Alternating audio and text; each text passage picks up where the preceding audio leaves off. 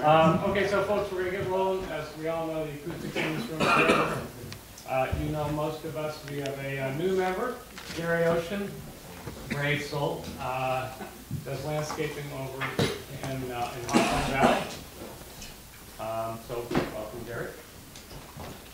I just want the applicant to give us a quick update on paperwork, permits, whatever. Okay. Good evening. I'm Peter Lynch. I'm the attorney for the applicant, and I just want to brief the board that since we were last here, the Department of Environmental Conservation has issued permits approving the Speedies permit for the wastewater system, as well as a wetlands permit for the project. I know that Carl had raised some issues about some of the references in the permit to some of the plan dates, but right in the permit itself, there's a specific clause that says, look at any plans that have been subsequently filed, any current plans that have been filed are basically incorporated into the permit. So with respect to any discrepancies, they're really in the nature of ministerial type issues. At the end of the day, if this board approves the final project plans, the final project plans will actually be filed with DEC. We do have some engineering updates that Mike Tucker is going to talk to you about, because there was, as you know, some continuous testing on site, which were gratified, frankly. Those test results and information were provided to DEC, and the reality is that the DEC permit is really a ratification and approval of the quality of the work that Mike did relative to the design of the project, and we're very happy to see that DEC has concurred in his findings. Also, Steve Duffy is here from Price Chopper. He has some architectural renderings to show some updates as to the architecture of the building, with a continuing process to soften the visual impact and make the project more aesthetically pleasing. So Mike, if you could brief the board. Sure. Good evening, Mike Tucker from Creighton Manning. As Peter said, after the last time, I think our last meeting was on December 7th, because of the questions and concerns raised by both the board and the public at that meeting, we went back out and did some additional field testing associated with the proposed infiltration system. We did 8 additional test pits and 15 infiltration tests in the area of the proposed infiltration system. This map, and it might be a little difficult to understand, shows both the groundwater elevations resulting from those tests and color-coded based on the interpolation between the 15 infiltration tests that were done, the different colors representing different infiltration rates, with the purple being the best, and the orange areas being areas that didn't infiltrate quite so well. So with that information in hand, both the groundwater elevations and the infiltration test results, we were able to redesign the infiltration system, make a few modifications to what was previously presented to the board, and show again that the infiltration system does work as proposed, infiltrates the entire water quality volume within 48 hours as required by the DEC regulations. So all of that information, I believe, was in the package that was submitted to you towards the end of December or early January. After we submitted that materials, we got together and met with Carl, the town engineer, to review everything, make sure that he was comfortable with that, and subsequent to that meeting issued another submission which just kind of clarified some of the issues and provided some additional detail. Didn't change the design, it was just some additional clarification. Okay. In addition to that infiltration information that was submitted, we've also updated the landscape plan based on some questions and comments at the last meeting. We've incorporated a lot more of the native plant materials and increased the buffer around that northeast corner to assist with the screening. Again, that information was also in that package. Also in there was an updated operation and maintenance plan, again updated because of some questions at the meeting, and a plan as we were going through the DEC permitting process with the wetlands. One of the questions that came up was if we could reroute the outlet to our detention pond to the proposed wetland mitigation area. This wetland mitigation area was required by DEC for the work that we're doing in the buffer zone as mitigation for that. by routing the pond outlet to that, we're basically providing that constructed wetland with a source, a pretty solid and constant source of water to help the wetland survive and thrive. So that's really it in summary for where we've been since December. I have a question. Go ahead, Lou. I thought we were going to see maybe a new connection to the existing plaza. That is, we have shown that on, the site plans have not been updated. This plan, however, does show a potential, it still shows the original location. It also shows a second potential connection through to the plaza, which only requires, there's a chunk of property there I think we talked about before that it is not owned by Greenberger. There's actually a place where the plaza and our property abut, so that shows that driveway through there. Of course, subject to approval from. Yeah, we don't have any problem doing it if we have approval from our neighbor. Yeah. That's beyond our control, but it is physically possible. That's all we were asking. Yeah, we understand. Okay. Anything else from the board? Good.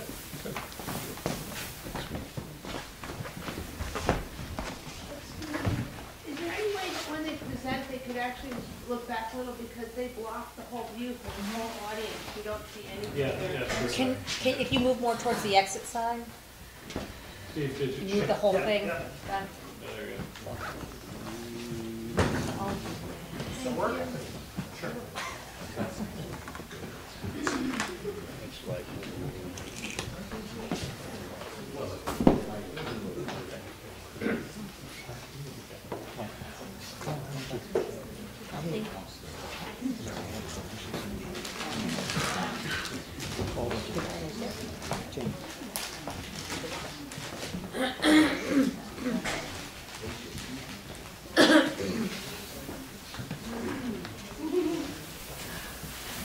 Good evening. Steve Duffy, Vice President of Store Planning, Designing, and Price Chopper. Since we last met, we've taken a look at the rear, which is the north facade of the building, and we've made a slight enhancement by articulating a band, a decorative band on the top of the building. We've also elevated the parapet a few feet, 1 or 2 feet, in places to assure screening of rooftop equipment. So essentially you see the view, again, from the north, almost straight on from the adjacent center. And then we see an oblique view from seeing the east facade and the north facade. From this view, it takes both elevations in. The front facade has not changed. Again, this is just for reference. So that's all we've done since we last met. Yeah, that's Route 66. Yep. That's a Route 66. Right, this is Route 66. Yep, That's, and that's the back from the center. so that's Yep. facing north, that's Yep. facing east. So this shows the berm, the landscape buffer behind. Anything else from the board, questions from the board? You got it? That's Okay. Motion to reopen the public hearing. Second. All in favor? And I'm going to turn over to Ted Goodman to Okay, well, I'd like to welcome everybody. You know, this is I count this as the 6th public hearing we've had on this project. So we've had quite a bit of public comment in the past. I'd like to urge everybody not to be repetitive to the extent that you can avoid doing that. You know, the board has previously had input from you folks. A lot of you have been to other hearings and have heard basic input, and they understand and they get what you're saying. So if you are going to be repetitive, I'd ask you to be brief in being repetitive. Also, because I know I can't prevent you from being repetitive, even though I ask you not to be. But also, please limit your comments. We have a lot of people here that probably want to talk. I'd ask that you limit them to no more than 5 minutes for each speaker. Try to be brief. And if somebody else has already made a point, we don't mind somebody else maybe getting up and saying, I agree, but I don't think you have to reiterate the whole point. Also, you need to make your comments addressed to the board. It's not a discourse to the audience or a conversation between members of the audience. You're really here, the board's really here to take your comments, your opinions, your advice. Also, the board is here to listen. It's not really a question and answer session. It's really basically a public hearing to hear your comments. And I guess the last thing I'd ask is that you be considerate of the other speakers and not speak when they're speaking and give everybody a fair opportunity. So with that, who would like to speak? Yes? I just have a question. Oh, you know what I forgot to say too is when you get up and speak, please tell your name so we know who you are. Madeline Roche. I'd just like to know what will happen to the abandoned building once you move into your new fancy space. Is it going to be abandoned and then the whole plaza looks terrible and the other stores can't continue with their business? So I'd like to know how responsibly you feel about that. Well, as I say, this is not a question and answer session, but we'll take your comment under advisement. Anybody else? Cheryl.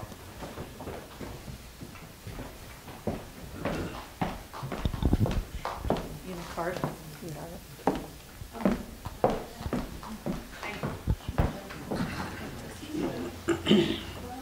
Why can't I have an answer?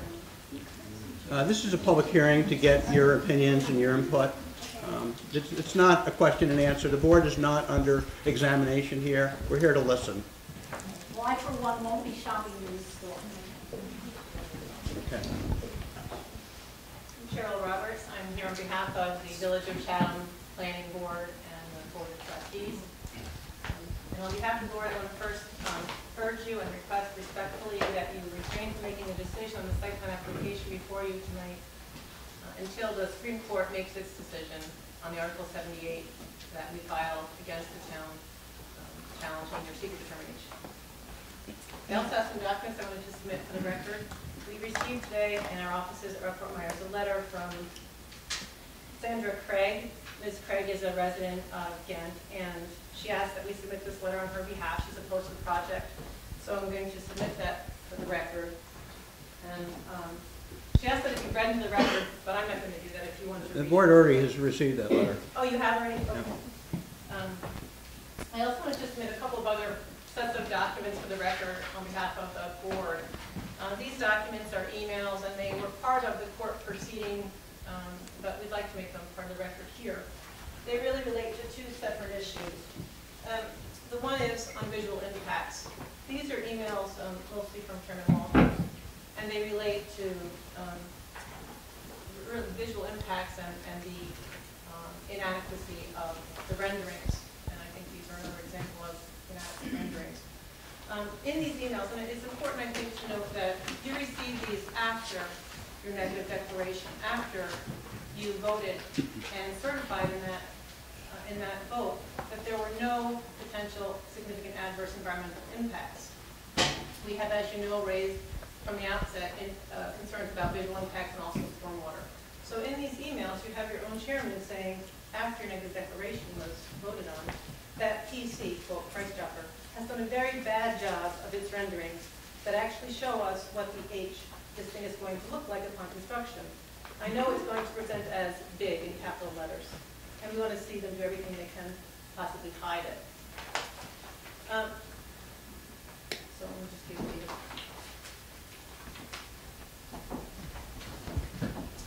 Chairman Walters' concerns about visual impact continued right up until November 22nd, when he actually suggested that the project be moved back to its original location to, among other things,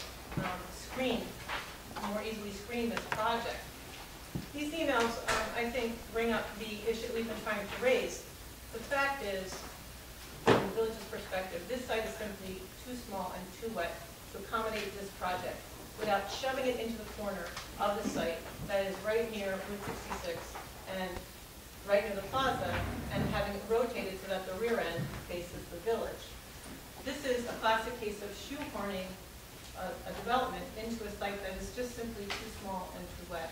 It's a great image and a great term that actually courts have used to support boards in their decision to deny site plan application when, even though a site is designated for a commercial use, that site cannot handle the intensity of the use being proposed. And that's exactly, I think, what's happening here.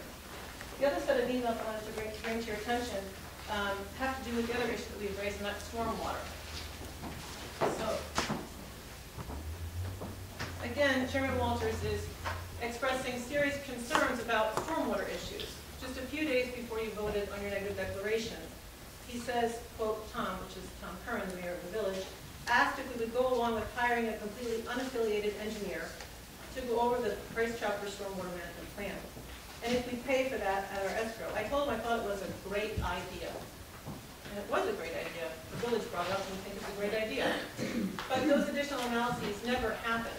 They didn't happen because later on in these emails it says that the applicant, quote, balked at the idea of paying for additional studies.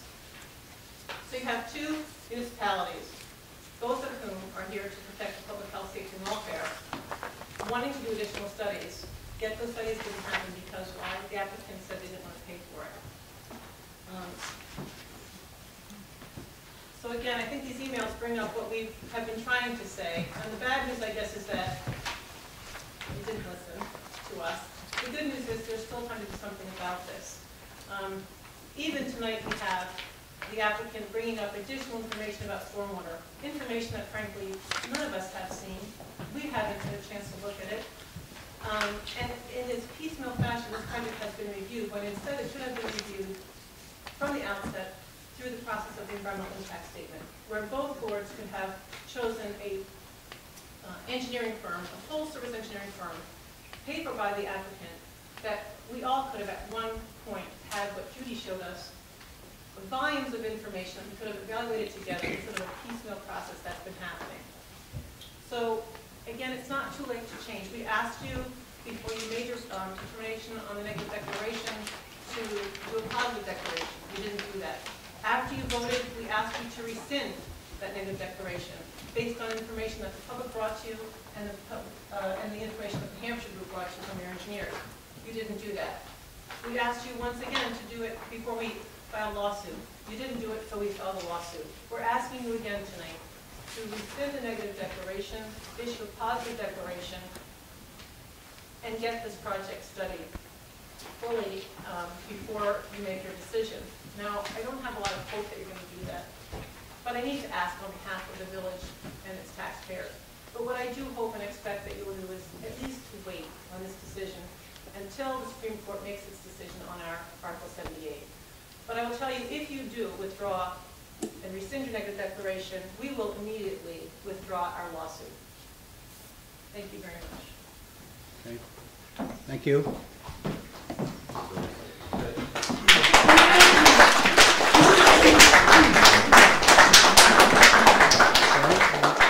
Anybody else? Right here in the middle. Tell us your name, please. Here, behind the post. I'm Kathy Stump from Right. Chatham. I have a business there. And I was coming here tonight, that full moon was coming up, and I thought, what a beautiful area we live in. And it reminded me once again that we don't want to lose those pieces that are so precious to us. When I drove down 66 and past that area that's in dispute right now, and even though it's dark, I could tell that this is an area, in the spring, I'd like to see it turning green. If it's asphalt, am I going to see a dandelion in the asphalt coming up? Once this decision is made, if we go there, we can never get that back again. It's a part of our community, of Ghent and of Chatham, that we don't want to lose. We don't want more blacktop. We want planned growth that makes sense to us. We have an area that's already been turned over to the powers of blacktop that we can adapt. Let's not ruin anything else. Okay, thank you.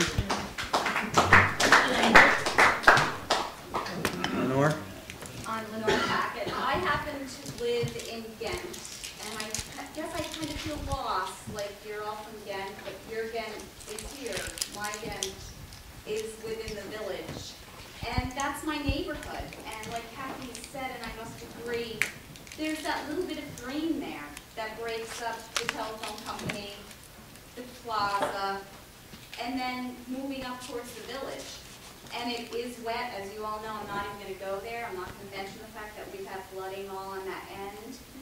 But the real fact of the matter is there is an existing building there that I think if people could work together, create a bigger space there, a bigger store. We don't need to expand into land that can sit and nature can have, because we're losing it constantly. And I just think for the zoning board, for my town, please remember, I'm Ghent, and maybe put yourself in my shoes, that if that was going to be on this end of town, how you would all feel. Thank you. Mr. Better. Thank you, Ted. I'm Bill Better, and I'm attorney for Kinder, and I am one of the folks that's involved in this review of this project on behalf of the Hampshire companies. The Hampshire companies are the owners of the existing plaza where Price Chopper is now. And with me here tonight, to my right, is Norman Feinstein. Mr. Feinstein is the vice chairman of the Hampshire companies. They've owned the plaza for about 10 years now. And Mr. Feinstein routinely travels here to attend and participate in these public hearings. With me here tonight also is Doug Clark from Clark Engineering, Peter Kelleher from Sterling Engineering, and Dan Kaczynski and Andy Gilchrist, who are two other attorneys that also represent Hampshire. And I know you said, Ted, that I shouldn't repeat and echo things, but I want to compliment Cheryl Roberts for a very articulate presentation of the situation. It's nice that the Price Chopper has submitted these renderings. I submit to you that these renderings are a little disingenuous, given the distance by which they are portraying the size and magnitude of this project. It would be much more appropriate if a rendering was generated from Route 66. This is probably 1,500 feet away, if not further. What you will see when you drive on Route 66 is a huge building. Chairman Walters was very apt in his description in those emails. And I submit to you folks that these renderings, which are done in an effort to offset and minimize the inadequacy of the visual assessments done in the environmental review process, don't do anything to aid their cause. In fact, they just magnify what the problem is. This is a huge structure. And it's, as Cheryl pointed out, too much building, too much paving, too much development on a very challenged site, and it's not able to hold it. The reason that they continuously have problems and continuously do testing is because the stormwater drainage doesn't work. You're going to hear in a few minutes from our engineers about the continuing problems with the drainage studies that have been done by the applicant.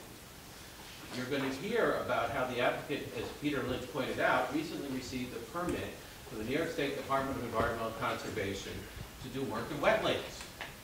This property is so constrained, and there's so much development proposed.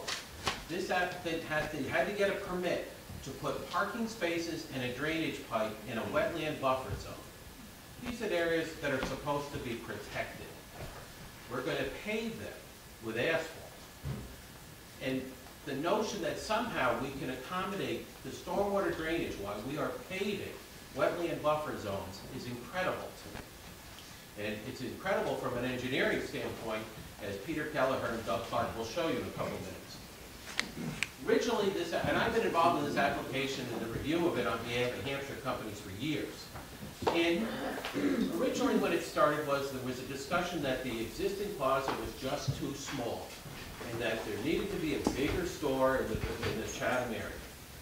Currently, before the Village of Chatham Planning Board is an application to expand the existing Price Chopper to a size approximately the same, if not identically the same, to what is being sought here. So the notion that the existing plaza could not entertain and could not manage an enhanced Price Chopper or an enhanced grocery store, just not accurate. Also, that there was a notion that Price Chopper couldn't get along with the landlord. Mr. Feinstein's been coming here. He has repeatedly said in public He'd be happy to have a discussion with Price Chopper folks at any time to try and resolve this. As Ms. Packett just said, can't we just seem to work together to end up building an enhanced Price Chopper exactly where it is? Makes all the sense in the world. Mr. Feinstein will tell you in a couple minutes that he stands ready again to continue to do that, and he will make that same offer here tonight. There were a couple other things that I wanted to address. The notion that somehow there can be a connector road between the two properties, I also submit to be a little disingenuous on the part of the applicant. The connection that's to the rear of the existing plaza would have to go over lands that we don't own. Francis Greenberger owns that strip of land. We have no control over it. We don't tell Mr. Greenberger what to do. And the notion to come into a planning board here and then say, we're going to put a road over someone else's property who's not part of this, is, in my opinion, bad faith. There is only one spot where the Hampshire properties and the Fairpoint Communications property touch. It's a small strip of land, and it does butt up. They are contiguous for a very small distance. The problem is, on our side, it is the drainage swale for our stormwater drainage. So in order for you to build a driveway between the two pieces of property, you'd have to fill in our drainage swale. Our drainage swale, which we put in order to accommodate our drainage. It's not practical, it's not feasible. To suggest that, and to suggest to this board that somehow that we're not being cooperative people, we can't do that. It's not practical, it's not possible. So, we take objection, as Ms. Roberts noted, to the continuous modification of these plans. It's a big moving target. We don't believe that the negative declaration should have been issued. We believe it should be rescinded. We believe exactly as the Village of Chatham does, that there should be a coordinated review. We believe that the applicant should enter into a significant review of the issues that relate to this project, which they have not done to date. And once that happens, we believe that the complete inadequacies of the site will become even more clear than they already are. I'm going to ask Doug Clark to come up here now to show you about the continuous problems that exist about stormwater drainage on this site.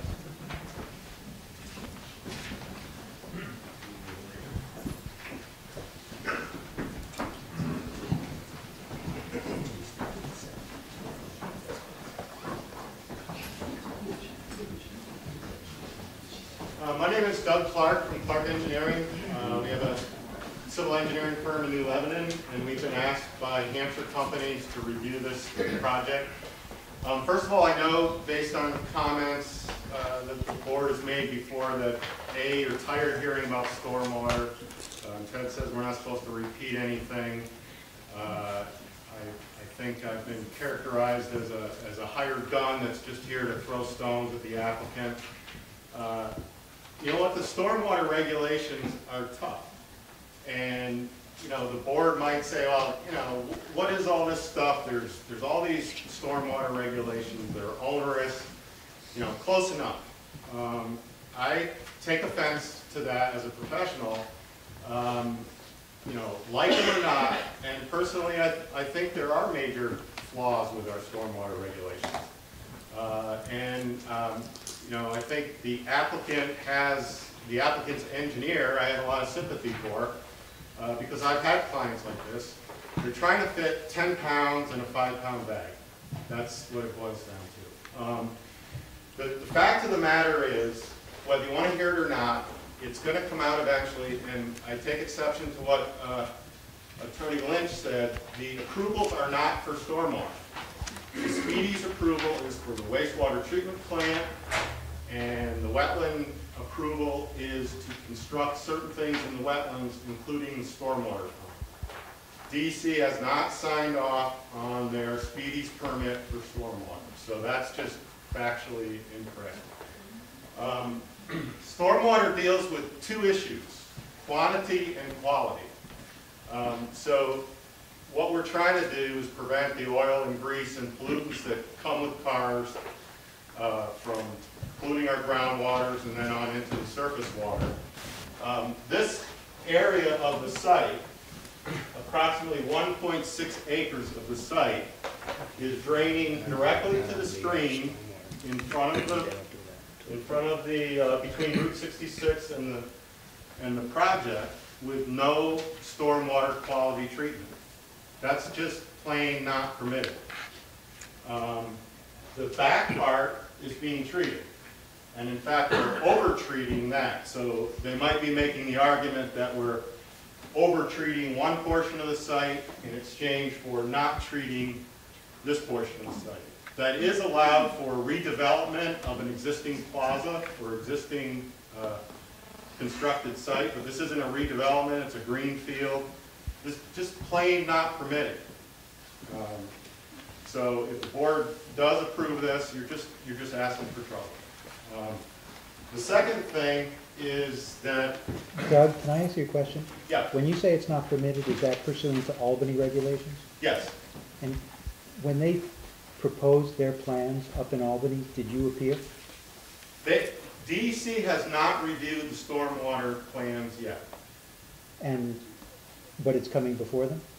Well, so, again, I said I also have objections to these plans and policies. If their engineer certifies these plans as correct, then they become effective 5 days after they're filed, if they certify them as fully in compliance. So, you know, your board can choose to review and weigh in on it, and find exceptions, but there's no guarantee that DEC will in fact review them. But you're saying that's contrary to their regulations? It's just plain wrong. It's contrary to their regulations? Correct. Okay. The second part of this is, so that deals with water quality treatment that's required. There's also green infrastructure practices that are required under the new regulations. It's just like in the days of our garbage crisis, we were told to, you know, reuse first, then recycle before you throw anything away. It's the same thing with stormwater. There's this whole overly complicated system of the approach you should take to encourage green infrastructure. You don't have to do it. You can do a plan and say, you know what, it just doesn't work at this site. But what they've done instead is saying they are going to provide green infrastructure practice for runoff reduction volume for the entire site through this infiltration system. Again, you can't do it the way they're applying it. You need to treat all of the site through these green infrastructure practices. And Sterling Environmental has written a letter to this effect. We concur.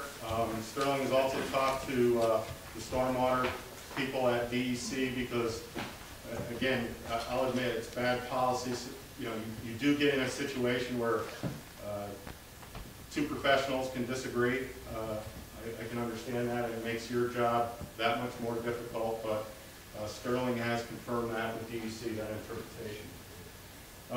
The second thing I'll talk about is the groundwater under the infiltration system.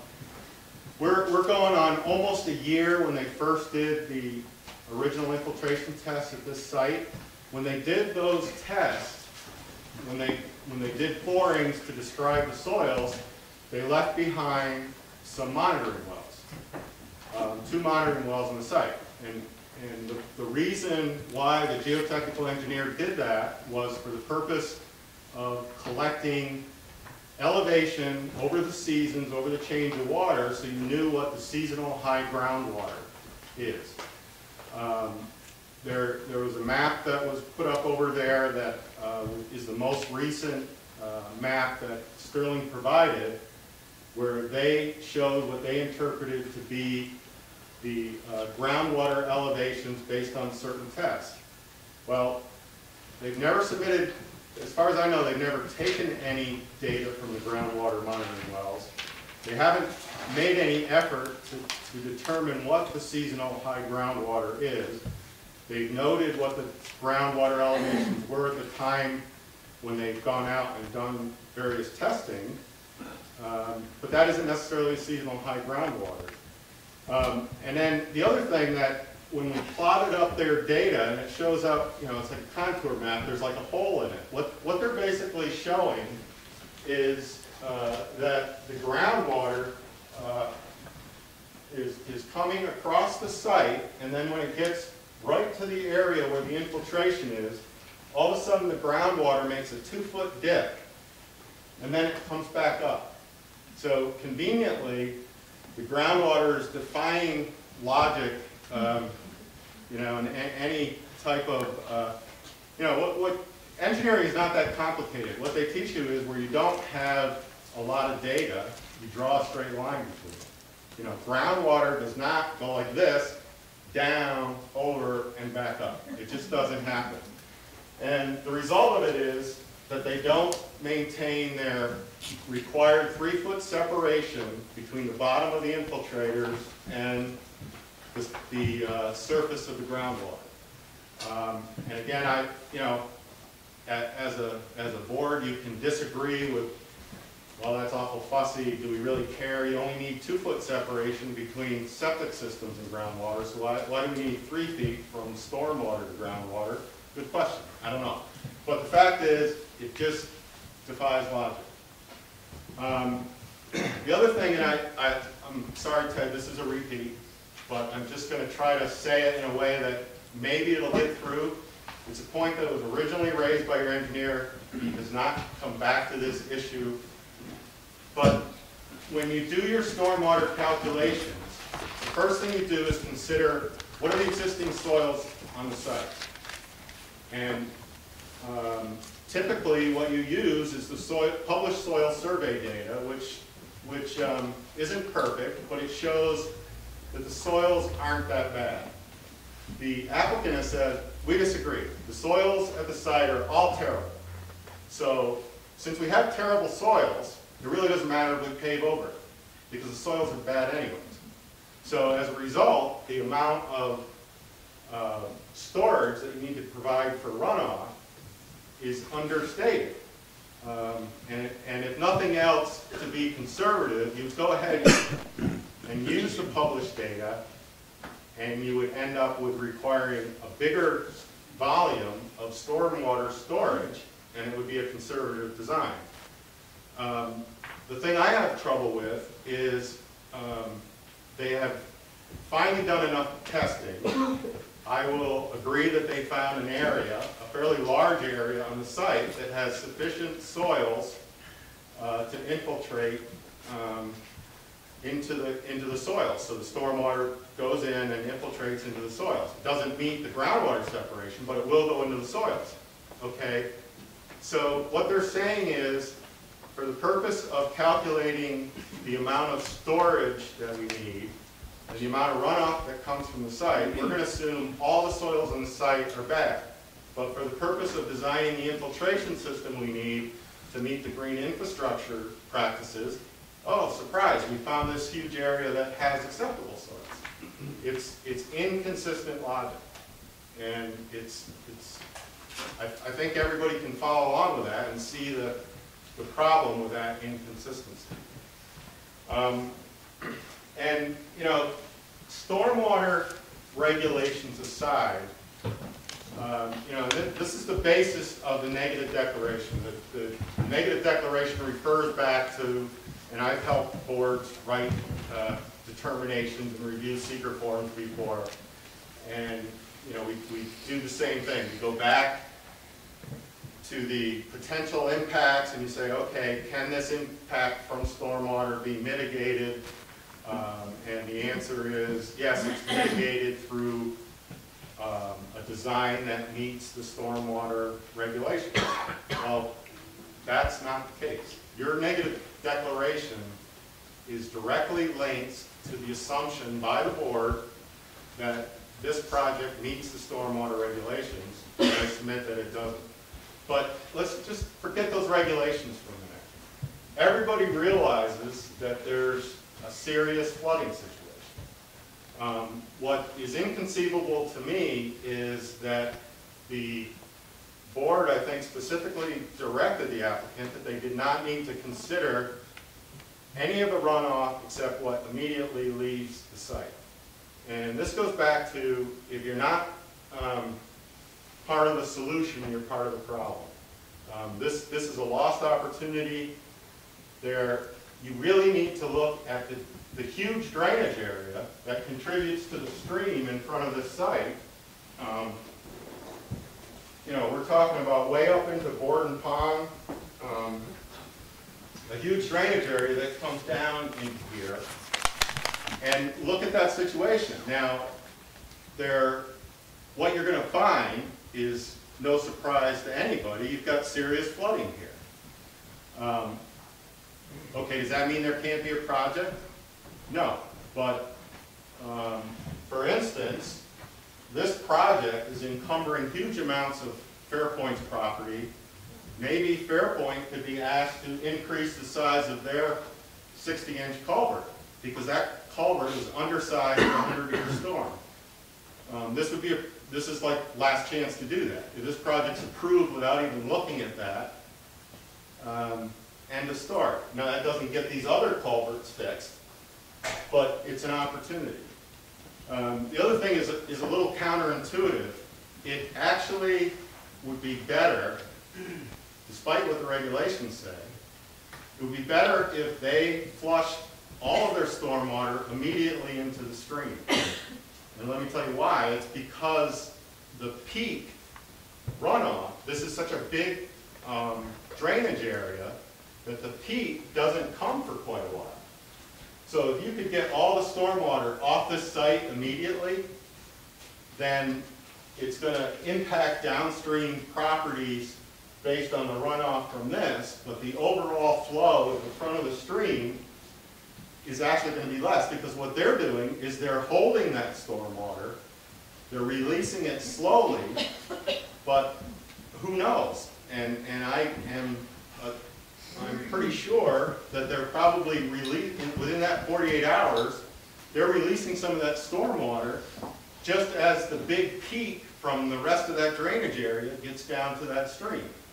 So they're actually making things worse. And that's a guess, because you know, I wasn't asked to study this. And why they weren't asked to study this, I don't understand.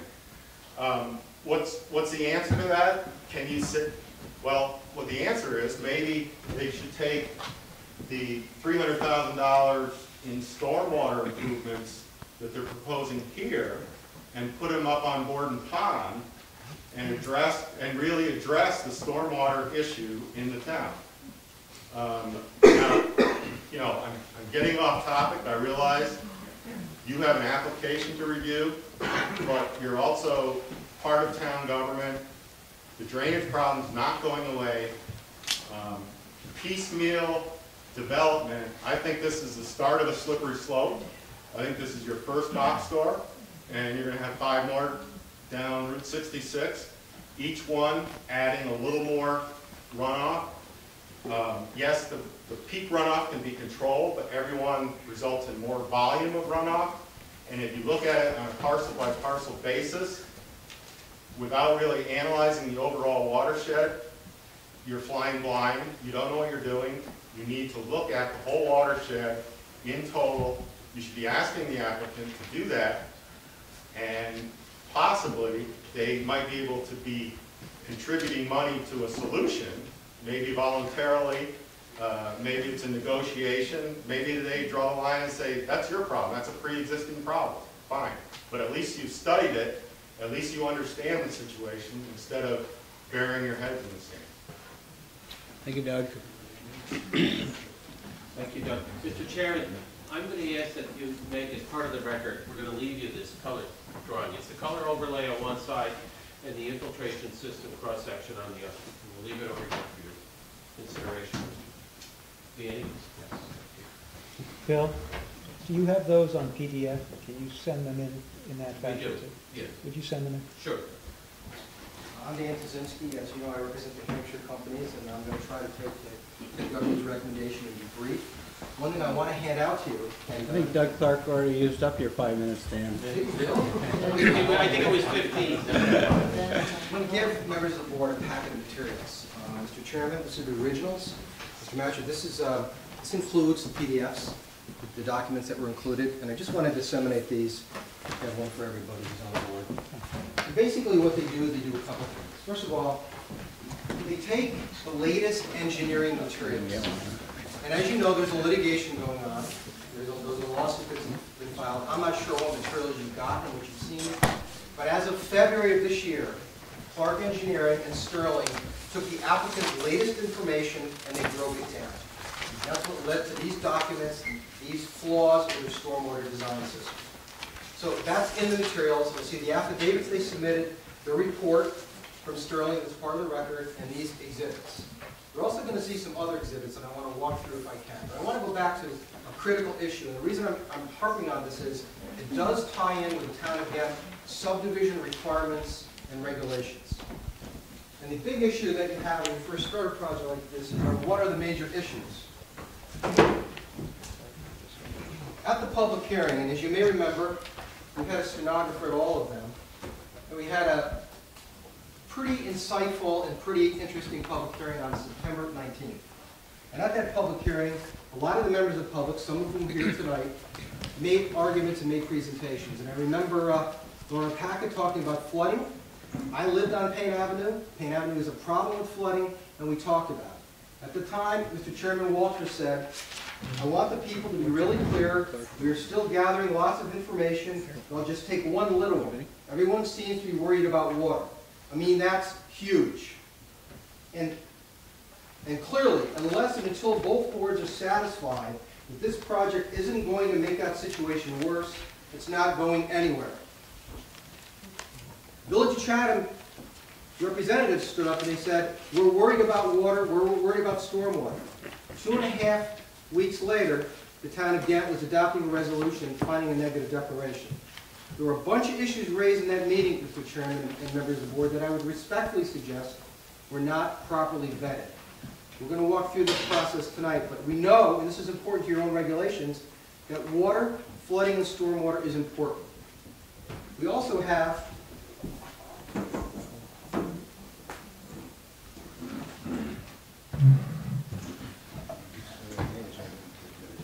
colloquy from several members talking about what's the effect going to be downstream. I have member French, planning board member French, who specifically spoke about there's always going to be flooding there. In my opinion, there always will. He's correct. There is a flooding issue, and there will continue to be a flooding issue. Dan? Yes, sir. These are arguments that are like for the I'm board. going to dovetail They're into really, your planning board. you're just telling us what we said. All right. We don't need to be told what we But said. I want Just to tie it skip into a your few planning panels. board. Come on. Okay. There's other people that want to talk. So here's why this is relevant, not to be argumentative. The one thing that's never come up, and anything this board has talked about, are your own subdivision regulations. It's very clear that the applicants have only studied drainage and water in the 4 corners of the project. Your own regulations, 15617, make it clear on a subdivision application that the subdivisor's engineer will study the effect on adjoining properties. They won't limit it to this. And what I'm suggesting to you, and the reason this is important, is because that's part of the record, is everybody knows this is a water issue. Your regulation requires you to do something that's never been done here. There has been no off-site study. And it dovetails exactly what Doug Clark's saying, is that you can't just look at this by itself and say, this is good or this is bad. Your own code says you can't do this. Your code goes on further and says, if you are going to exacerbate a flooding problem, and I would respectfully suggest you may be doing that, you can't approve it. So I want to refer specifically to these sections for the board. It's never come up in one meeting. I've never heard it mentioned. It's section 15617, C and D. So that's why I was trying to bring them together so we could dovetail and make the presentation. So I respectfully suggest you need to have that study before you can go any further with this project. I also want to just walk to how we got here, because it is disappointing to come in and look at pictures that don't accurately portray the store. Those are probably 500 yards away. I went out there tonight, I stood on 66 and looked at where that building is going to be. It's going to be enormous. At the last meeting, I heard someone come up to the engineers for the applicant and say, could you give us some drawings and some renderings of what it's really going to look like? No, it's never been there. So what I'm asking you to do, and they're all nice people, they're paid professionals, they're trying to do a job, but the devil is in the details, and things are not always as they seem. I want to go back, and we came in late, and this board listened to a lot of comment, and had a lot of reports and things, and I was there from approximately July on. We heard about they're going to make stormwater better, they're going to do all these things. I just want to go back, because I'm going to lead into Andy Gilchrist on what we do about this situation. But you may remember, and we brought it up after the negative declaration was issued, there's a fellow by the name of Fred Dante, who most of the engineers use for highly technical hydrogeologic issues. This was buried in one of his reports. I didn't hear it discussed by the planning board in Ghent. I didn't hear the applicants ever talk about it. It was buried. And that's why we're in the situation we're in today. It says specifically, based on, and this is April of 2011, based on existing investigative results, it appears that the site is generally poorly suited for subsurface drainage, which by the way is what they have, due to high groundwater conditions and or slow infiltration rates. Their experts said this. As we sit here today, and I've heard his name bandied around, he hasn't come back and retracted that. He went out and did a couple more samplings, and we're going to tell you why those samplings were inadequate, but this report speaks volumes about what we have wrong with this site. It's inadequate. And here's the other thing that's disappointing, to say the least. There are 2 monitoring wells that Doug Clark talked about that were put in the ground. They're designed to monitor seasonal high groundwater levels. We don't have any data from those. Why do you suppose that is? I don't know, but I do know one thing. The higher that groundwater is, the closer to the surface, the more problem there is for flooding, leaking off the site, which is exactly what we have here today. So this is what we start with. Then we have the negative declaration. At that time, we dug through all the details, and we raised it before this board, I think in November, hey, wait a minute. Dante has this report. So what do the applicants do? They go back out. They go back and they gather more data. Well, Doug Clark's going to tell you the data doesn't match what they're saying here. I've never seen groundwater go like this. So the data doesn't comply with what they're saying here. And we have 2 engineers who now say this is not going to comply with DE stormwater standards. I want to show you what the significance of this is. In the packet of your materials is a compilation of data by our mayor of the village of Chatham. And what he's been saying, and what's in the record, by the way, I'm not going to pull them all out because you're right, you've all had discussions. Mr. Walter said it, everybody said it. We know we got big stormwater problems in this area. They filled in the gray swamp. It's all filled in. We've got problems all over the place. Well, this is the consequence of these problems. This is flooding all over here. This is from the mayor's study in his report. It shows massive flooding in this area. We know Trusco Bank across from this site was approved by the village of Chatham, presumably because there's not going to be a problem with drainage. They supposedly engineered around the stormwater. Well, every time they have a big storm event, we go there, guess what? It's flooding. So we know that this is a problem. And we know that the mayor has suggested it's got to be studied regionally. Doug Clark says you have to study it regionally. Your own regulations say you have to study off-site. So what we're trying to bring to the board's attention is, let's try to do the right thing. How about we study this? I looked at your law. You can pass the cost on to the applicants. And they're the ones who put us in this situation. This community right now is divided. I've lived in this area my entire life. I've never seen people so upset about an issue. You have people in the village of Chatham suing people in the town of Ghent. I have not seen that happen before, folks. Because obviously the village of Chatham feels strongly about something. And I will say this to the members of the board, you acted in good faith. But we now know the data is not accurate. And we now know there's a provision in your law that says that you need to look at something different. So we're in a situation, what do you do about it? I also understand something else. I understand that when you take a position, you tend to dig in your heels.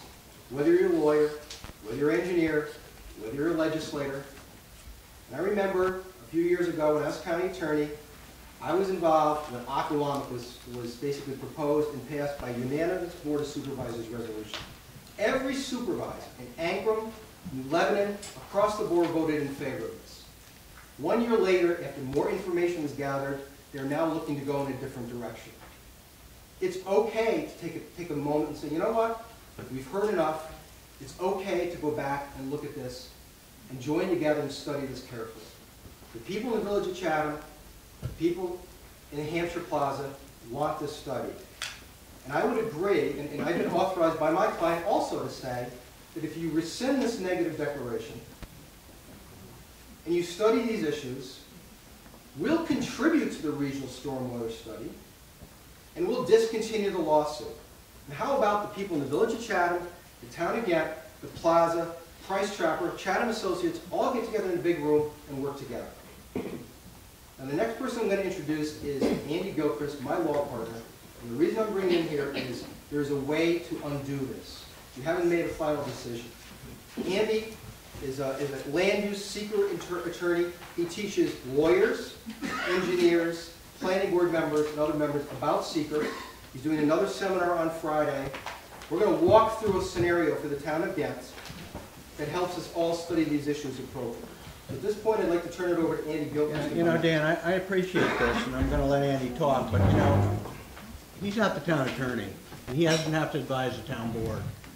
And I just, you know, we'll take his comments, but I just wonder what the purpose of these comments are, what the real intention is.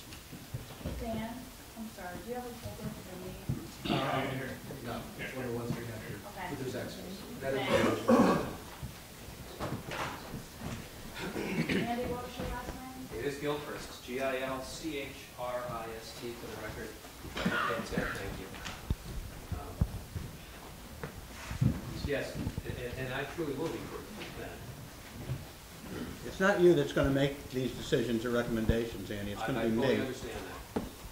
And I will say one other thing. I just want to make it clear on the record for everyone, and particularly for Mr. Gutterman and I. And again, just to disclose this, I have represented Mr. Gutterman's family in the past on an environmental issue. I just want to let everyone know that. I'm not here in any regard other than Dan's law partner who asked me to take a look at the record. Now, just to start, I do want to speak, though, to a couple of things that Mr. Lynch did say. And indeed, DEC did issue permits on March 2nd. They issued the Speedies permit for the wastewater treatment plant to discharge surface water down to the stream, the water course in front of the proposed site. They did issue a wetlands permit, which allowed construction of the parking lot, parking spaces, and the detention basin in the wetland buffer. And they issued what's called a water quality certification. Those we have copies of. The one thing that they have not addressed, and I'm going to reiterate what Mr. Clark said, is there has not been a review and approval of any stormwater plan by the department.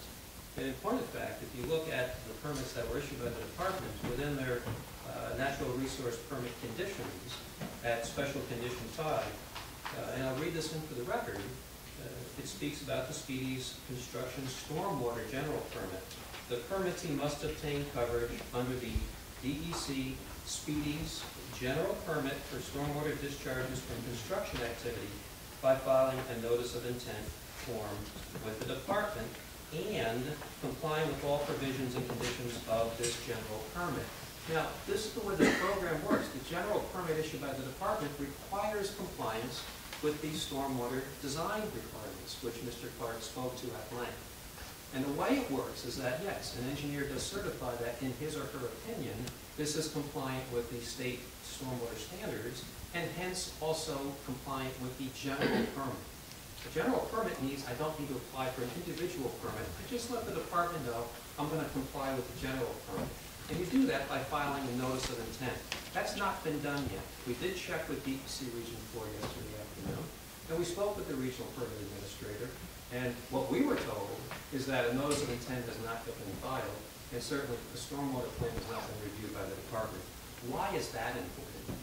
That's important because of this issue we talked about tonight about rescission of the negative declaration, and whether that's even allowed or not. Well, in point of fact, the secret regs specifically address this situation. In those regulations, it talks about rescissions of negative declarations. And there are standards for that. And one of the standards for that is when new information is discovered or there have been changes proposed for the project. And again, for the record, 617.7 self-tap. Now, we've heard tonight that there was additional stormwater, there was additional groundwater investigation that was done after the negative declaration was adopted. We heard that tonight from the applicant's engineer. That resulted in some changes to the stormwater design. We heard that tonight as well. That is new information. It's new information that seems to address a very important issue in this application. That becomes very important because when you look at the negative declaration that was adopted, again,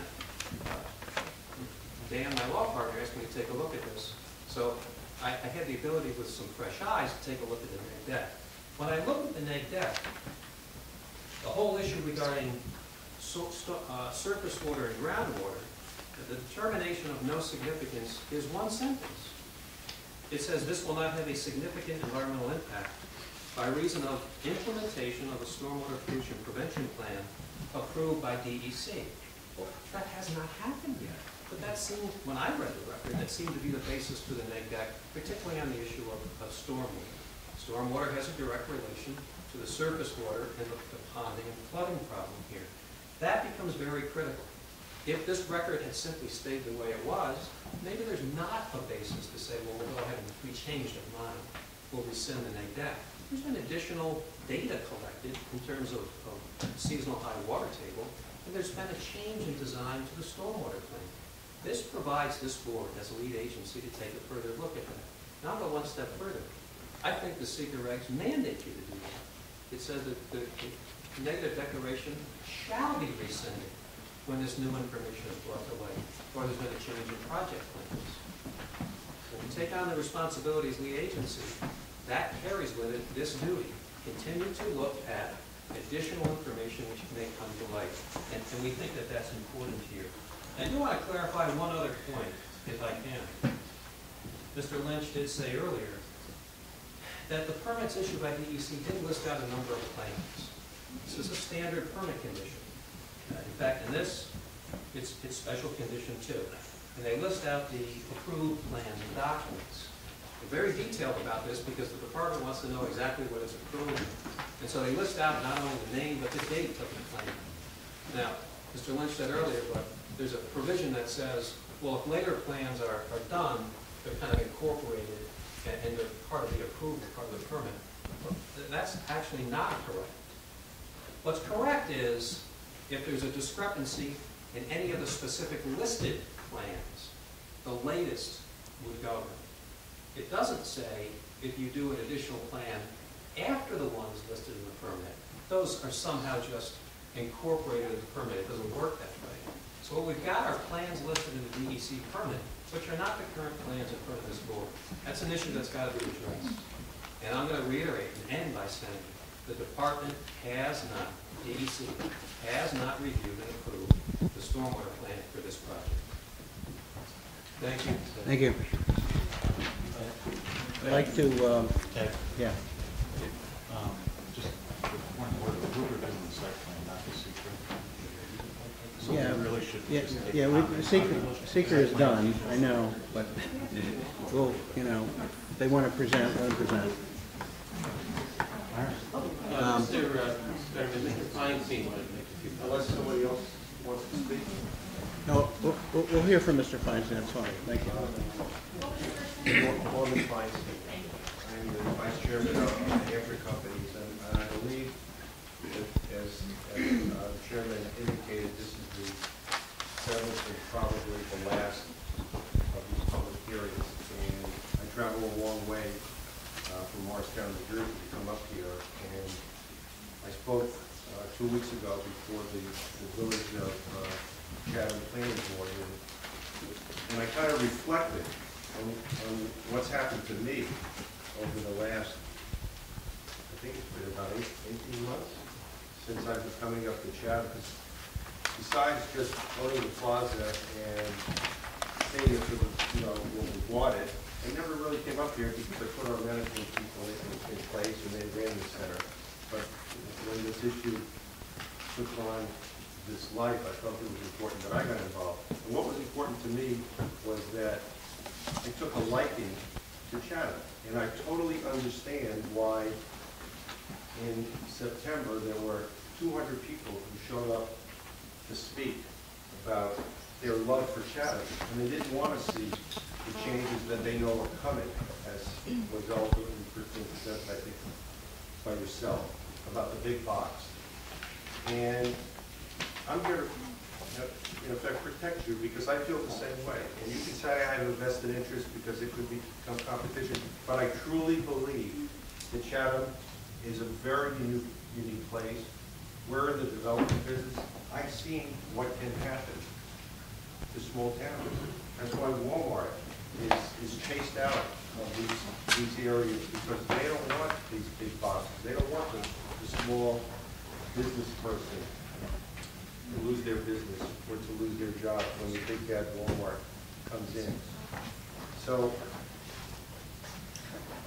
I think it's important that you know that I'm committed to retaining and maintaining the character that's so special about Chatham.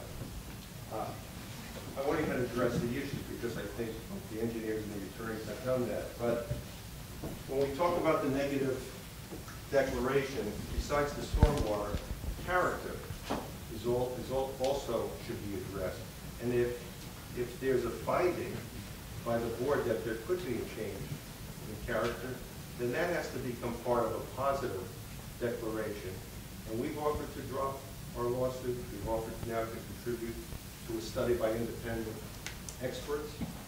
I mean, I'm taking a big step because I believe that if there was an independent engineering firm hired by Ghent and by Chatham, funded by all the parties, I believe they will find exactly what our position has been, that this will have a serious detrimental effect to Chatham and to Ghent because of the specialty of character that this place is.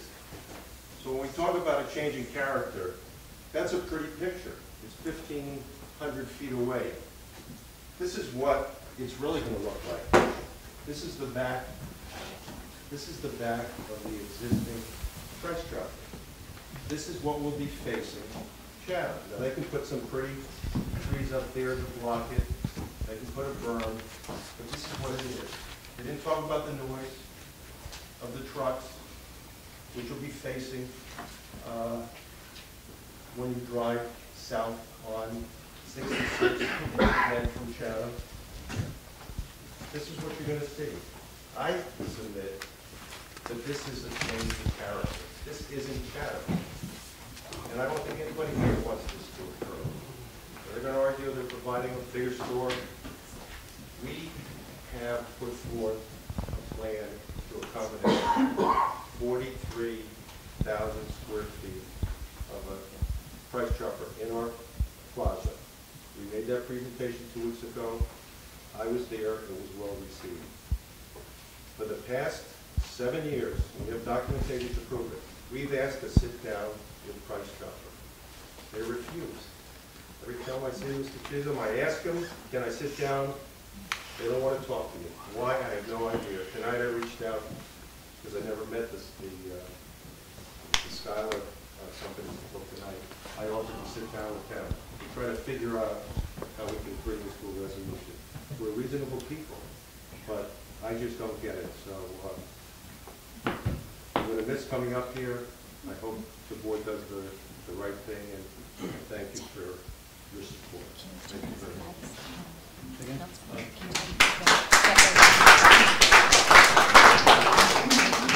Mr. Chairman and members of the board, a couple more things relative to these photographs that Marlon was referring to.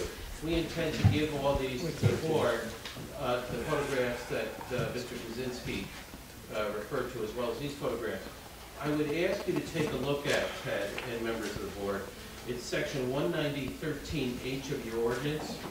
It relates to loading docks, loading facilities, and it says in relevant part, provisions for handling of all freight shall be on those sides of any building which do not face any street or any proposed street. The rear of this property, this project, and the loading facility faces Route 66.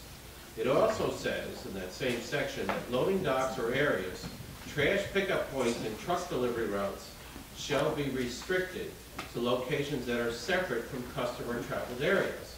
Well, I submit to you, if you look at the site plan, that the current layout of this project violates the provision about loading docks and the use of the customer area for gaining access to that. So at the very least, you need a variance that hasn't been sought. So it's been said several times here tonight, this has been a very polarizing project. There is no benefit to the village of Chatham. It will hurt the small, locally owned and operated businesses in the plaza. It will diminish the tax base in the village of Chatham. It will most certainly add to the existing drainage problems in the village of Chatham and the surrounding area of the town of Ghent. You've heard enough about it from our side tonight. We'd ask you, as we join in the request of the village of Chatham to rescind the negative deck. We ask you to not act on any application, and indeed we'd ask you to have the applicant start over again. Thank you. And I'm going to leave you all of these as part of the record. I don't believe we have them on a PDF. All right, thank you. You want to speak? My name is Chuck Chisholm. I work in the real estate area for Price Chopper. I've only been with Price Chopper since 2008. I haven't been with the company since it purchased or acquired the Grand Union lease back in 2001. First off, those pictures were very disingenuous because those are pictures, I believe, of the existing store and don't take into account the walls and that we have shielding everything in the back of the store. Also, to say that we have not met with Hampshire. Okay, I was in a meeting with two gentlemen from your office, I think it was 2009, when they came up to visit us. We have letters that have gone back and forth. I think you made a comment once before about us not countering an offer. You don't counter an offer if you're not happy with what you're looking at. We've studied this existing store. We've looked at various concepts. It does not work for us. Okay, it's easy for somebody else to come in and say, you can just get the same size square foot, doesn't matter what the configuration is, doesn't matter what the parking situation is. We run the business. We have to make a decision. It's a big investment. Okay, we've made that decision. I don't think any rational person would think that we would go through this for 3.5 years if we didn't have a problem enlarging the existing store. We would have done it. We chose not to because we feel this is the only course that we have if we want to stay here and stay and serve Chatham and Ghent. But to say that we have not met with you is outright not true. Okay, we didn't personally meet with you.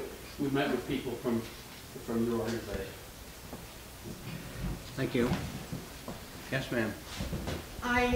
Tell us your name. I'm sorry, Alice Witherell. I own my home in Ghent. And the only thing that I want to say tonight is, as a person who pays taxes, and again, I'm concerned about the lawsuit. And if it was, can you simply do a negative impact study or the declaration? Can you rescind that and this lawsuit would go away? I mean, as a taxpayer in Ghent, I think that it makes some sense to just, from what I'm hearing, you would legally be able to rescind the negative declaration, correct? And I know, you can't answer me, but I'm just saying it sort of makes sense to stop everything, let lawsuits go away, and let Price Chopper pay for all of the studies that need to be done to find out if what everybody's saying is correct or not. Okay. Thank you. Anybody else like to speak? I'd like to say something.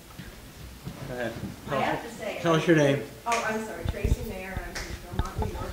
Could you spell your last name? M-A-Y-R. I was going to say, I wish my friend Madeline here could have had such a great turnout when she opened her great French patisserie, by the way. Or Kathy, when she went from antiques to clothes. I wonder why you didn't have such a turnout. Maybe it could be something like you offer the community what they wanted. But wait a minute. That's silly. Come on. You obviously are here because we want you. I mean, why figure it out. I mean, clearly, we all want a bigger store. That's why you're here. I mean, that's how it normally works, right? Come in, ask what we'd like. This is our town. But why are you here? Oh, sorry. You can't answer any questions, can you? Where do you live? Can't answer that. Huh? Why are you here? Starts with an M, ends with a Y. Do you do the New York Times crossword puzzle? What do you say when you tuck your children in at bed at night? You want to finish? Honey, This yes, is really going on too I'd long. like to finish by saying, son, daughter of mine, you know what? Money comes before your conscience. What else is it? Thank Give you. me a break. Thanks very much. Okay, anybody else? Want to speak? Mike? Can I just respond to a Sure. couple of issues? I just wanted to respond to a couple of the engineering issues that came up this evening. With regards to the groundwater elevations that were tested, those were tested by Dente.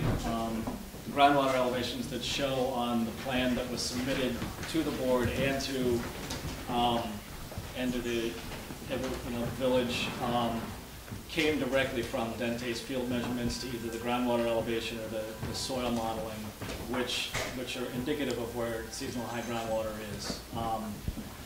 Where Doug got the cross-section, I'm not 100% sure, but it doesn't reflect what's shown on the plan that we submitted.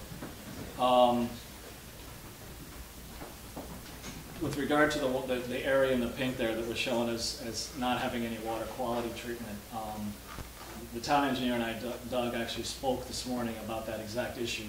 I have not seen any of the materials, nor were they submitted to me that came to you or were submitted by Sterling, but Doug and I spoke this morning about that issue. The approach that we took on the stormwater was, as Doug said, was for an overall site stormwater quality volume. Because the wetland in the rear and the stream in the front of the site do intersect to the south of the site, we provided a water quality volume to cover the entire site to kind of give that net water quality treatment at the end of the line. I did say to Doug this morning when we were talking. Carl. I'm sorry, I keep saying Doug, I'm sorry. Carl this morning when we were speaking, that if the board or Carl was not comfortable with that approach that has been in our documents, since we submitted them, we'll certainly provide water quality measures in that front section. It's a relatively simple change to the design that we have. We meet all the water quantity things. We would add some water quality measures to that and take care of that. But I did have that conversation with Carl this morning. Thanks, Mike. Yes, ma'am? Judy? Judy Gregory. I wasn't going to say it, but it is curious to me. I didn't miss the last meeting. The meetings I attended, there was a total of one person speaking in favor of the new larger store in the wetland. I find this interesting because somebody made a comment that Mr. Golub conducted a survey and that everybody he spoke to, all the people, wanted this new store in this new place. So I want to know, where are these people to come and speak up? I want to hear them. Where are the people that really want this store? Now, there was a guy, I do remember at the September meeting, one guy who did speak in favor of the new store, and I think it was because he was not able to find the ginger ale that he wanted, and he had to go for 15 miles to find it. But with this new plan that has been presented, where there will be a store of approximately the same square foot size, he will be able to have his ginger ale, because as far as I can see, there'll be 45,000 square feet of a new revised market. It just won't be in a wetland, and will continue to be in the village. Thank you. Anybody else hasn't spoken before? Lisa Johnson. I live in Chatham. I just, you have this piece of property here that is clearly a problem with flooding. And the whole area has a huge flooding problem. The Trusco Bank is like underwater when we have these huge storms. And to have a piece of property where you can't even put a huge store like this the way it would normally be put, which is set back and with, the butt ugly side of it away from the village, where you don't see it as you drive right by. To have to put this huge, huge store right on 66, and with the back end of it, which is the ugliest part of a huge complex like this, facing the road. And this is, you know, it's in the village of Ghent, which is why you guys get to decide on this. But it's really the front door of Chatham. And when you live here, you don't really see it or have to deal with any of that part. But the people who live in Chatham, this is like what people see when they are coming into Chatham. This is Chatham, you know. And here's this huge, ugly, ugly thing. And when they showed these pictures, I'm thinking, the first thing I'm thinking is, where's Route 66? And what is that huge green field there? What is that thing far in the distance? You know, that's not what we're going to see. I mean, we're going to be right there where that line of trees is when you drive by. And you're going to be seeing all the dumpsters through the trees and the trucks and all this garbage and stink and smell. And you know, this is not a good site for a store like this. That they can't even put it the normal way. They're like going to reverse everything and put the ass of the whole thing right in everyone's face as we're just driving into our own hometown. And you guys don't seem to have to worry about it or anything, and you're like pushing this whole thing through and just trying to pretend that there's no flood water problem at all, you know? And I just think it's so irresponsible to not say, wait a minute, there's something wrong here. Let's back up and do this the right way, you know? Or find a different location that works for something like this. I mean, I don't want a huge big store in addition to all the mall and the other stores we have already. All these stores are going to go out of business. We're going to have this big, dead, ugly mall there. I don't want that. But I'm just appealing to you on the only thing I can appeal to you on, which is the flooding and the inadequacy of this piece of property for that kind of use. And Thank you. that's all I have to say. Thank you. Somebody in the way in the back, yeah? My name's Peter Madsen. I live in Chatham. According to the bills I get, I also pay taxes here in Ghent. So I also have this dual citizenship and would really fear for escalating irresponsibility on either side. But I would like to say, I've been moved by in September, the fellow who runs Ligonius made this offer at his expense, as I understood it, to move to the end, to make this space for Price Charmer. That's part of why I wanted to move here. When I was looking, I'm not a loaded guy. I was moving up from the south part of the county. There were cheaper places with cheaper taxes, but something about Chatham spoke to me. And when this guy made this offer, that's part of what I like about this. This very, what I took to be a very neighborly gesture, very much a gesture out of concern for the community he himself lived in. I will, at my expense, move to the end of this mall to make space for Price Chopper to get the square footage they need. Yeah, that kind of thinking appeals to me. That's part of why I want to live here. This feeling of being something kind of being railroaded in and things not quite matching up. It's like, yeah, where's that coming from? And I'm totally naive to how municipalities may or may not share things. If there happens to be, like, well, Chatham's getting all the goodies off of where Price Chopper is now, perhaps a similar neighborly gesture. I just put it out there, trying to think creatively. If Price Chopper were to stay where it were, could those benefits that Chatham gets through those taxes perhaps be split with Ghent? Something to alleviate what feels to be developing as a deadlock over a supermarket? So I just, and this is just sort of a desperate attempt to come to something that's a little more homegrown, maybe a lot more homegrown. I value having the Price Chopper there. I don't think I'm alone in that. I think it has plenty of choices. I don't think I'm alone feeling that way either. And the parking lot has never been full in the 4 years I've been here. I hope we can find some other solution. It'd be very unfortunate. Thank you very much. Anybody else who hasn't spoken? Yes, ma'am. My name is Suzanne Trevelyan. What's your last name? Trevellya.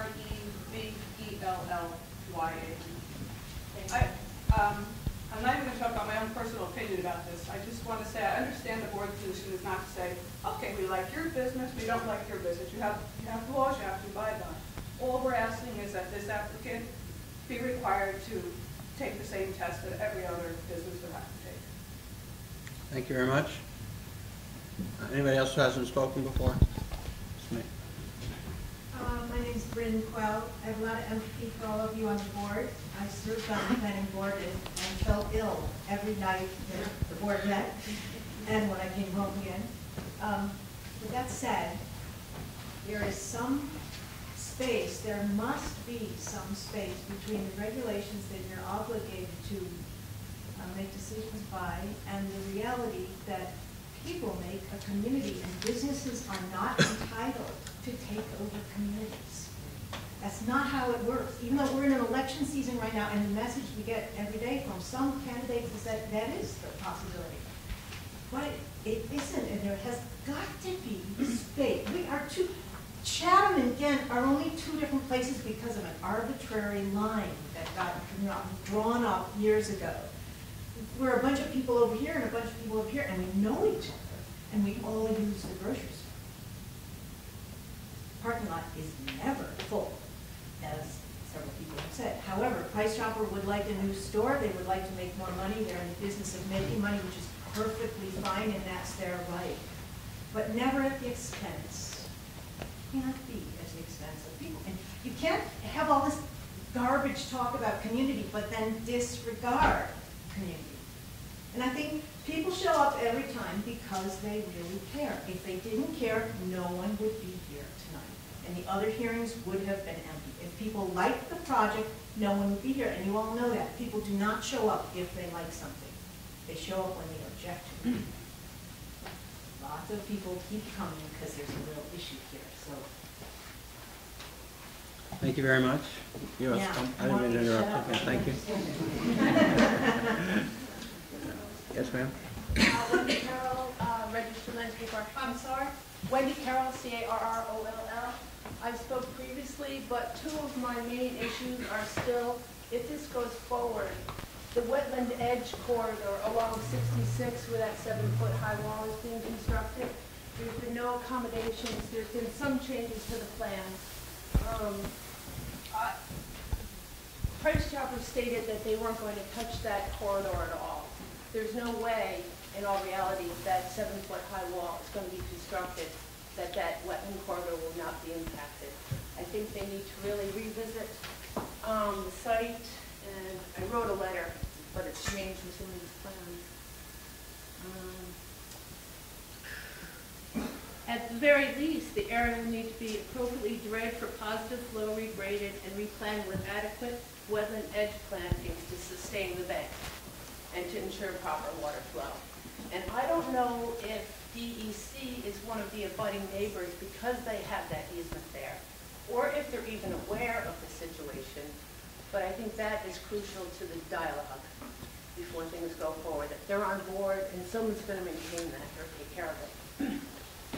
The other issue is ADA and foot. Let me just read this. I don't know. I used to do this. I'll get you copies. Is this a new letter? Not This is very new. You have the other letters. This is just most important if this goes forward. In addition, and of utmost importance, the applicant must ensure that there is a safe pedestrian and ADA route to the proposed store. Presently, the plan has no viable pedestrian or ADA access from the village, nor from the newly constructed Ghent community. And I know that's a bit high-fetched, or the idea, but I think that there needs to be foot and ADA access. Right now, the people from High Point take their scooters down there. Many people walk from the village. And the two proposed things on this new plan are just they're just floating in air. There's no reality. If the store goes in, people need to get to the groceries safely. And they don't need to, okay. There are many in our communities that do not drive, and access to the market on foot or with ADA motorized scooters is essential. for one to travel along Route 66 with no sidewalk or behind the existing store to the proposed building with no paving is unsafe and unacceptable. I believe it's your responsibility to ensure that there is a safe route for all in our community to access the proposed store if it goes forward. Thank you very much. Thank you very much. Anybody who hasn't spoken before? Yes, sir. State your name. Entertainment time. Paul Calcagno, PCJ Development, Kinderhook, New York. This is like a debate team. Okay, we got Skylar, Pride Chapel, and we got Hampshire and their guys here. Great debating back and forth. But while they were debating this, everybody in the audience, including myself and the board, was like, oh God, again. Okay? They're going over the constant, the same things. If you have an engineer's license, you can put down on that paper that this is going to work. And what that does, that reduces the liability of your client if it doesn't work. That's what it does. So everybody who has an engineer license can state something. The gentleman at DEC who gave them their permit, okay, doesn't drive by that site every day. But I'm sure the site that he drives by every day in his neighborhood, he would never give that permit for that site. Okay? I want to give you the truth about what's going on here and why it's going on and how it's going to take place. And everybody's going to get nervous. They're all getting nervous now. And not one of them have ever accused me of not telling the truth in all these meetings. Okay? The board has done an excellent job here, and they volunteer. So anybody threatening a board member with lawsuits, I think, is ridiculous and doesn't help your cause. Okay? They can threaten everybody they want with a lawsuit, but these guys here have volunteered, and I applaud them for their effort. Okay? Not everybody joins a board and takes their time out from their families to do this. Mr. Lerner here, I met 3.5 years ago. He approached me about my property across the street. He offered to purchase through it. He went as far as going to give me a check, a deposit, everything. Why? Because that is a good site. Up high, no wetlands, everything. But he wasn't able to get the piece behind me. He needed a little bit more land. So what did he do? He went right across the street, went to the Comic-Tel. He said, look, here's a piece. Because Price Chopper told him on that, no circumstance, we want a new store. And the reason why Price Chopper wants a new store, because they're right, they did meet with Hampshire. They met with 2 other gentlemen, not Mr. Feinstein, who was a great guy, was a good negotiator. They met with 2 other guys from New Hampshire, who I know, okay, and Chuck knows, they're lousy. They are lousy. Okay? I want to rent a shack from them. Okay? They're lousy guys. They're from the old Grand Union days. Just I call them thugs. I didn't like them. So what's happening here is this. These guys came into town and said, look, we have to put up a new store, and we're not dealing with Hampshire. We don't want to do it. And Chuck was 100% right. Maybe the guy represented himself as not good landlord. So you can't blame them to look for another store. But the problem here is, this site don't work. It will never work. But if you throw enough money at it, enough engineers and everything, you can make it assume it works. And that's what they're going to do. And all these guys are great coming up to chat. But in a year from now, you won't see any of them. You will never run into Eric in that store, or Mr. Lynch, or Mr. Feinstein. You're not, but we're going to run into each other. We're going to run into all the lawyers, because luckily, with the exception of Mr. Lynch, they're all local here. So at least that's a little help for the economy for us. But this site does not work. It will never work. I love how they put this little access road here, my kids could do that. Where are we going to pull in front of the trucks, in front of the dumpsters? I mean, that's a nonsense. There is no walking path. What happens come fair time? All the carnies. How many are going to get killed trying to get to this new price job? In their golf carts, in all these crazy vehicles that we see riding down the road. Okay, the problem is this. They can't make the deal. These guys can't get it done. We shouldn't help them. Okay? We shouldn't let it go. What we should do is this. I got the best deal. I can make everybody happy and I can do it all. They don't want to deal with me. So I'm going to make things worse for them by telling everybody the truth about things. And the truth of the matter is, this site don't work. It will never work. But we will approve it, okay? Because what is the alternative? The alternative, these guys came in and they put up their best engineers, and they're going to stamp that project and guarantee us it's going to work. But trust me, if the engineer who did Trusco wife lived in this town, he would never hear the end of that. Okay, and that's the case. These guys don't live here. Their wives don't live here. This is not, we all go drive, we see the ducks, we see everything in that wetland is crazy. But right now, the woman across the street had come to me and said now she's interested in selling that piece of property. So now there's possibly 8 acres across the street that they can put up a site for half the price, okay, without any of this wetland issue, and Hampshire can't even argue the fact if they wanted to do that. But let me give you another couple of things here. What's happening with this site here and what's going on, they got a lot of money invested in this site, okay? And Hampshire's got a lot of money invested. Who pays those bills? Who pays for everybody? You're going to pay with your groceries because that's part of that rent. It goes into it. They can tell you differently. They can tell you that that's what we're paying for. So why don't we get the best possible site that we can have? Now, what I suggest the board does is, like I said, if they want to build it, fine. Okay, Mr. Grant's here. He said he will not give them sewer. If you don't give them sewer, they will not build that place. I don't care all this hypothetical wetlands and what they're going to do. If you don't give them sewer, that building will never get done. Do you agree? Easy now. You're going to address the board. Okay, but I'm just trying to say, But it's not up to me personally. but if they allow this plan to go through, I can tell you most definitely, the people of the village of Chatham, you feel you don't have no say, you do. If you do not give them sewer, they will not open that store. It's not feasible for them. But you know what's going to happen? Once they get the approval from Ghent, they're going to go to Chatham, who right now, with a little cash strapped. They have a little problem. They're going to offer them $100 grand to hook up. And that's what's going to happen. Okay, but if you don't accept that $100 grand, they will never build that store, and then you will get the store you deserve here. Okay, because then they'll have to deal with Hampshire, or they'll have to deal with me, and I'm not going to be so easy on them. So that is the truth of the matter. The board has done a great job, and they have done nothing but let other people believe, say, well, this engineer says they're right, this engineer says they're right. Listen, as long as you're willing to sign your name and stamp that paper, the liability rests on that engineer. And again, like I say, if that's the case, the board has done their job. If their engineer says it's fine, that he's going to put his name on that, he's going to have to stamp that, it's fine. But the truth of the matter is, if you want to stop all of this and you don't want to have this go any further, do not give them sewer. And then they will come to Hampshire, us, and the community, and we'll build the right store at the right place, and not injure any of those poor Connies going back and forth. Thank you very much. Oh, no, keep going. Thank you very much.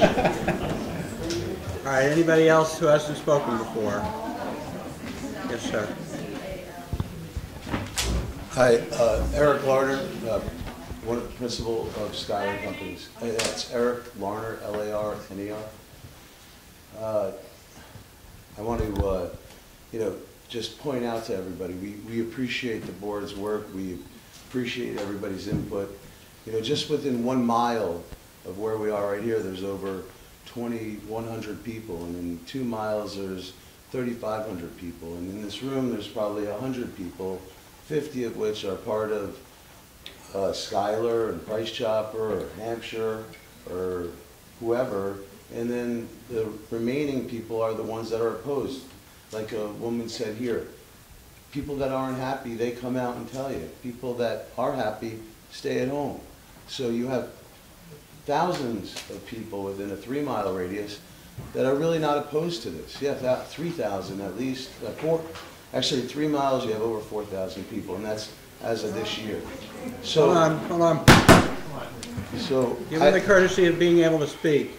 I just want to say that we all appreciate it, but everybody has their professionals, this and that, and that's why there's a board, that's why there's independent attorneys and engineers to protect, everybody's interest. And, I just want, I feel like this is like the OJ trial or something, if everybody's experts. And the reality is that we're just trying to offer everybody else in the town what they want, and then the people that don't want this, we just keep coming back over the last 3 years and keep improving. and keep trying to make more things, and still open to anybody's suggestion as reasonable people, because I am local. I mean, I live in the Albany area, and we're not like Hampshire. We don't have millions and millions of square feet of Walmarts and big boxes. So I am personally knows how that feels.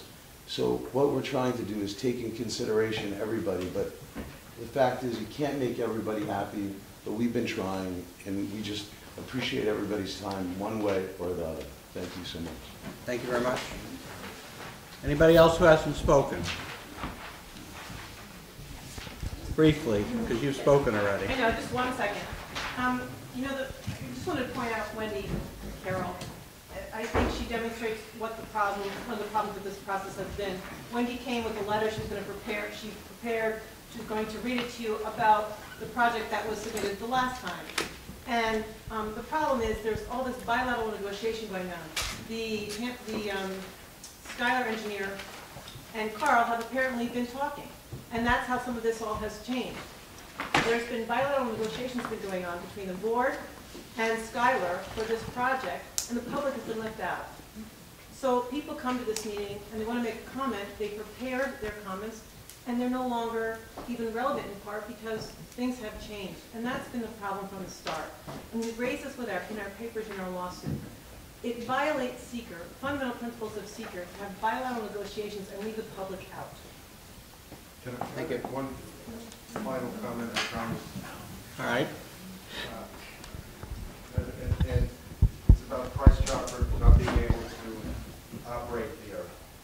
I'm going to state for the record tonight, if Price Chopper wants to leave, and they've threatened it on more than one occasion, they can leave.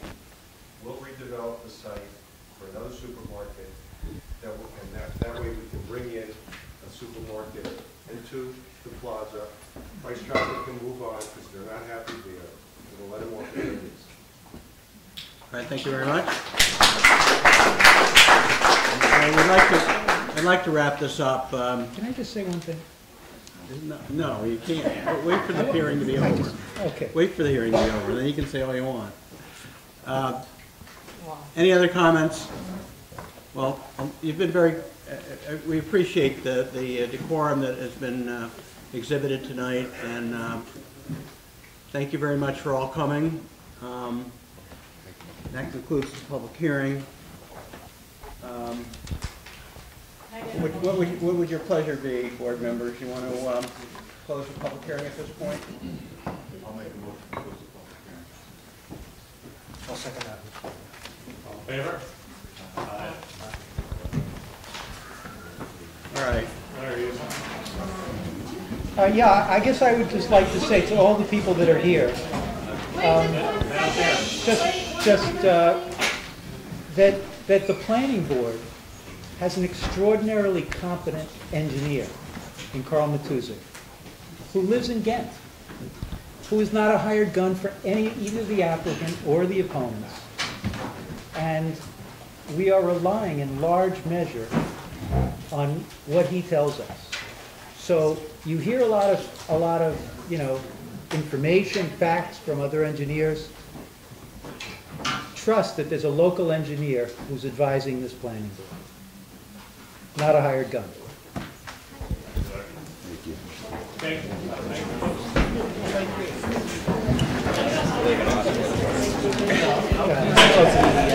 You get to your house together. You have to.